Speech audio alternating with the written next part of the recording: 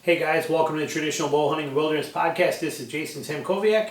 We are going to take a minute today. We're going to talk about what you need to know to sharpen any broadhead, sharpen any knife. Without this, you can't do it. Okay, it doesn't matter if what you're using. You can be using a stone, a whetstone. You can be using a belt sander. You can be using a file. You can be using a ceramic rod. I don't care what method you're using. If you don't know this stuff, then you're not going to get your knife sharp. So let's take a look at it. So what we have here is a blade. All right, doesn't matter if it's a broadhead blade or a knife edge blade. But this is actually that point. So if you're looking at it, I got a knife right here actually. But if you're taking this knife, my Azula, what you're looking at right there is actually that blade. This is a view of that blade that you're seeing on there. So if you take that and you look at that and put it into perspective, when you sharpen this, you have a few objectives. This is the stages that you have to go through. And again, it doesn't matter if it's a broadhead or a knife. It doesn't matter if it's 2-blade broadhead, 3-blade broadhead. Does not matter. Same principle, every single thing you want to sharpen. It can be your lawnmower blades. It can be an axe head. Doesn't matter. This is how it's done. You have your blade.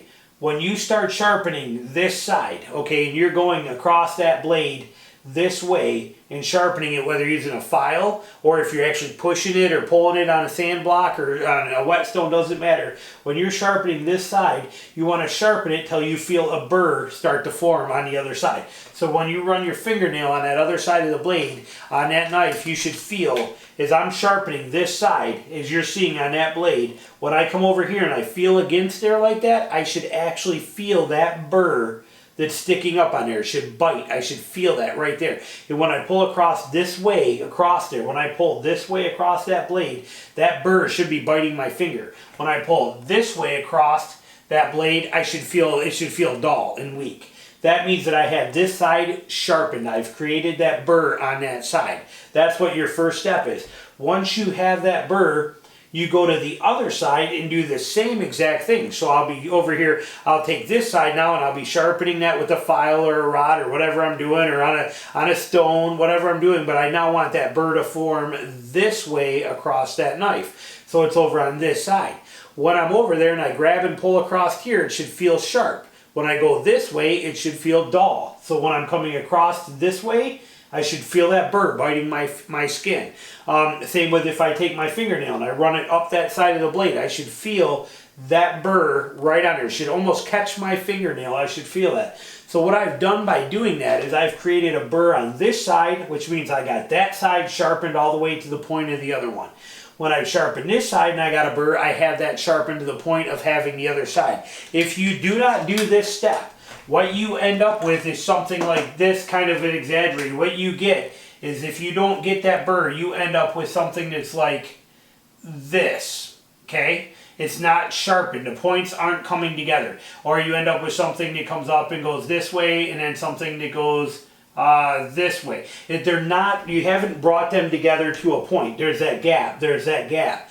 You can't have that. So you have to create that burr to bring this side into alignment to here.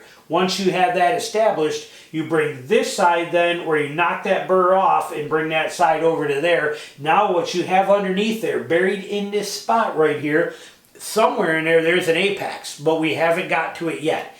This is what a lot of people do, but they stop there and then they end up with what we have here, which is a wire edge. Now here, this is where a lot of people that only sharpen their broadheads with a file, this is the problem they got. Or they only do this method with a knife. This is the problem. You end up with a wire edge here. Now what happens is, as you sharpen that one for that burr there and you sharpen that one for that burr there, you end up with a wire edge, which is a section of loose steel, parts of that burr. You did not get rid of all that burr. It's still sitting there at the tip of that. There is that burr, and if you were to look under the microscope, it would look like a solid body with a couple jags coming off on each end like that.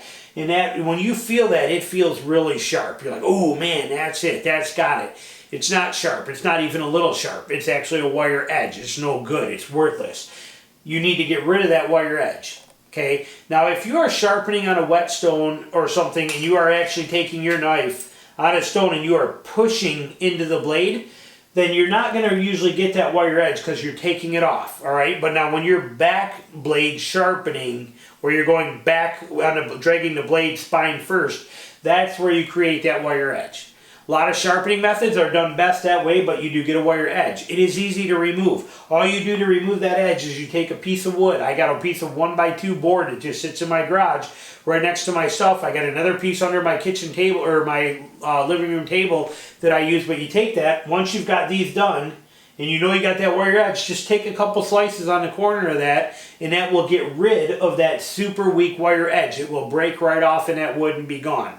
Or you can take and actually run a ceramic rod forward and sharpen it forward, or put it on a stone and sharpen it forward to get rid of that wire edge. When I take my knife and I do that, and I create that burr, and I take a ceramic rod and I pull forward on that ceramic rod, I can watch that wire edge break off, and I can actually see it flaking and falling right off of that knife. So it's important that you get rid of that wire edge, because underneath here is where we have that perfect apex, that perfect edge, without the wiry crap on top that makes you think it's sharp. Now when you have this perfect point, that perfect edge, you're getting somewhere, okay, but you're not done.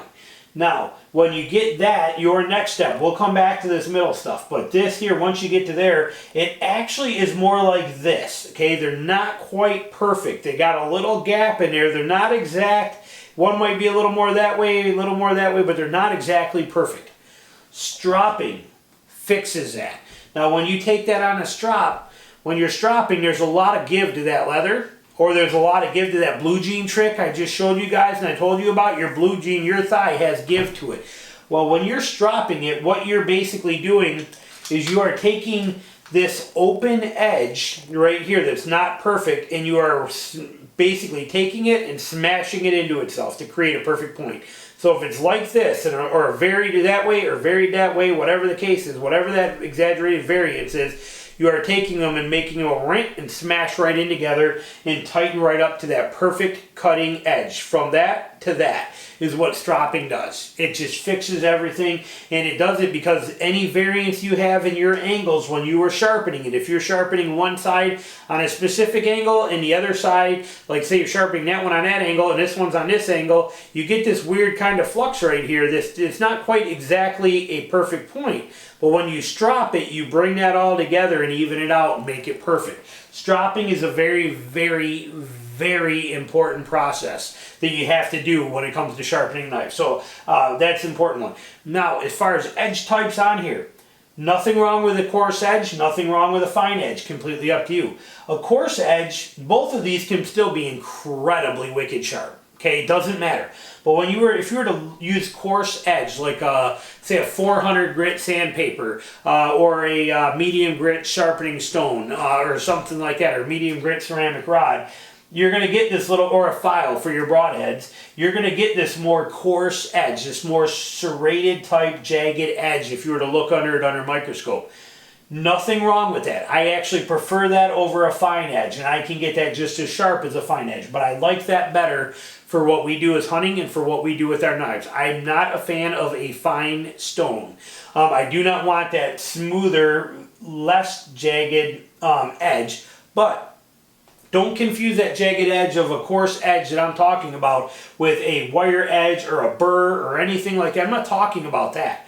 I'm talking about how this actually looks from the grind marks from the media that I'm using to sharpen it, that's on the edge. I don't mind it looking a little more coarse on there. This is, it's because of the media you're using, the whatever coarseness of the stones you're using. But you can still get that coarse stone perfectly to that point, especially with the stropping and everything too. So you get the same edge.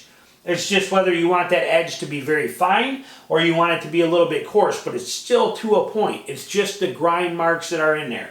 I like a little more coarse edge myself for hunting knives, for cutting rope, for the durability of things we do, for going through bone, for using them to pass through tough hides and get through everything. I like it a little more coarse, so I prefer to use a more medium type media as I'm actually sharpening my stuff. I go straight from a medium grit right to a strop. I don't go I don't go on my sandpapers when I do the sandpaper sharpener. I don't go 400 grit, 800 grit, 16 or 1000 grit, 1600 grit, 200 grit strop. I don't do that. That's the process to get that edge real fine. I'm not concerned about that. I'll go straight from a 400 grit right to a strop and I'll get that thing perfect. and I like the edge design of that. Now, fine edge might push cut better, might work perfect for these guys. You see where they're taking a beautiful little slice of a tomato. I'm not using it, and I'm not trying to slice little pieces of tomato. Not that that's wrong, and not that they're not sharp. I need a durable edge that's got a little more specialty cutting to it that you get from that little bit of microscopic serrations. I want that effect for cutting the hair, for cutting through the hide, for cutting through things that I'm doing. So for me, a medium grit, straight to strop is my preferred method. But you can go fine. You can take it all the way to that level. Either way, stropping is everything to take it scary sharp. This gets it sharp. Burr, remove wire edge, you got a pretty sharp blade right there. But going create a burr, get rid of the wire edge, have a point, strop makes a tremendous difference. So the stropping is absolutely huge. Now your blade geometry too is completely up to you. The wider that edge is, okay, the steeper the angle you go on that. So when you're actually sharpening this, if I got a rod here and I'm going to sharpen this, the steeper I go on that blade, the wider that edge becomes, the stronger it will be. But the duller it's going to be. So for hunting stuff that we're doing, and I mean, so think of an axe. You want that more convex, stronger, stout blade to handle that chopping kind of motion. But when we're doing processing deer, processing animals, broadheads that are going to be passing through animals, we want that edge to come down to a point where it's very sharp and comes to a much more abrupt, or more serious of a point. Problem with that is the here is strong, here you get weaker. So you have to find that perfect spot in there where you're looking for. For me on broadheads, I like to use a furlue as a guide. From the back of the furlue, I lift up just a smidge and I run it that way. But you'll have to decide. I'm not going to give you angles or what works great. They're out there everywhere if you want to look at general ideas. I sharpen everything by hand 100%, so I couldn't even tell you what angle I'm at. I just make it where I want it and I know works well. But just understand that for our broadheads, especially for your hunting knives, for your things that you're not using your knives, you're not batoning wood and doing basically shelter building and things like that, where you're doing more fine cutting stuff that you would do in a hunting situation, you're going to want that edge to be pretty steep. It's going to give you the best sharpness that you're looking for. So just some things to think about on that and with this. But in order to sharpen, doesn't matter what it is, this is the process. Without doing it this way, you fail. If you only create a burr on this side but don't create a burr on that side, you're left with a gap. You don't have a win there. You don't have the edges together. You need to bring this one up and over, then bring this one up and over, which gets rid of that, and then bring them both together, and that's how you create that. So it's create a burr, even the burrs out. You end up left with a wire edge on there. Remove that wire edge, have a point there, and then get into stropping it. That's the process of how to get a knife, broadhead, anything you're doing, good and sharp like you want. Hope you enjoyed this. Hopefully it helps you out and get that stuff together, because again, doesn't matter what system you're using. Without this concept, you're not going to get your knife sharp. You're not going to get your broadhead sharp. This is the only way to do it. Okay, I'm not getting into convex edging and using mouse pads and things like that, but because the concept is still the same.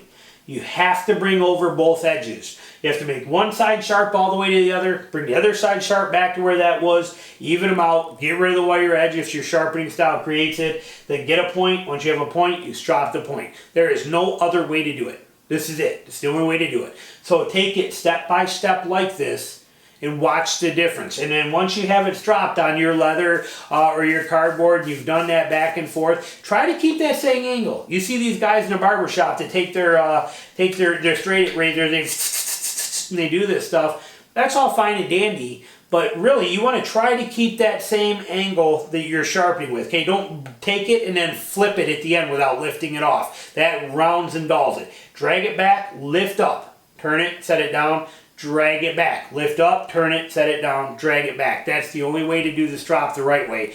And then after you have it stropped, The tip that I just gave, I'll link it at the end of this for you, that I just gave a week ago. I did a tip on there on how to strop that knife right on your pant leg with this, and doing it like this and back and forth with your jeans and the benefits. I'll link that video right at the end of this, so you'll be able to see it. It'll pop up on the screen. Right below that, you'll see my icon. Hit that icon too, because that'll let you subscribe right to the channel. You click that, it's basically a subscribe button, and that way you get all my content. But this is it right here. Broadheads, knives, lawnmower blade, I don't care what it is. Anything you want to sharpen, this is how you do it. And you would be amazed how well I can even resharpen Havalon knives almost back to where they were using this method. I can dull out a Havalon blade on an animal, take it back to camp using a ceramic rod, a medium grit ceramic rod, and a piece of leather strop in my blue jean. I can have it back to almost exactly how it was from the factory sharp using this simple method. So this is everything you need to know. Try this, take it step by step. Make sure you got one burr, then bring it to the next burr. Then just go through the process. So thanks for watching. I'll be back with more stuff soon. We'll talk to you later. Bye.